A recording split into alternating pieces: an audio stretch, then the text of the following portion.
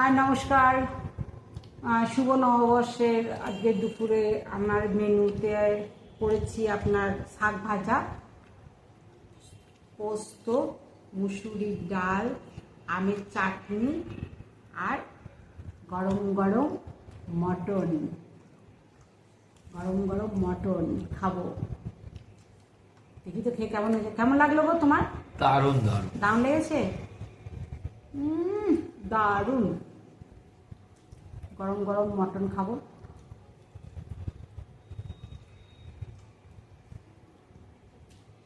ও মাঝে একটা জিনিস আছে, সেটা হচ্ছে মাছ ভাজা।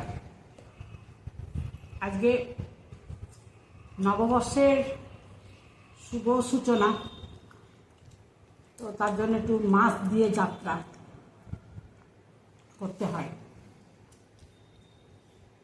তো খাই।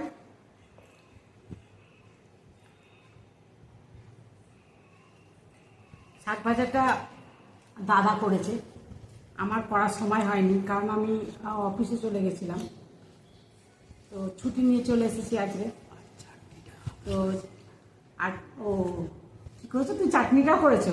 সরি, বলা হয়নি, চাটনিটাও করেছে। তো শাক ভাজা দারুণ হয়েছে। হাতে রান্না ভালো তো বেশ। আগে বলনি, তাহলে আমি রান্না করে যেতাম না এতটা। পয়লা বৈশাখ উপলক্ষে সবটাই তোমাকে কিছু করাতাম। আমি তো প্রায় করি। এটা কিন্তু তুমি একদম অন ক্যামেরা মিথ্যে কথা বলো না প্লিজ।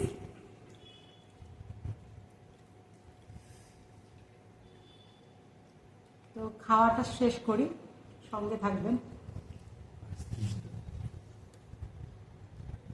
কালকের জন্য একটু থাকলো, ছেলেরা সব খাবে। এখন কি দিদি? আইসক্রিম? ও আচ্ছা, দিদি। ও রে, আইসক্রিম খাবো।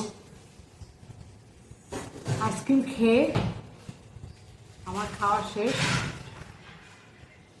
তো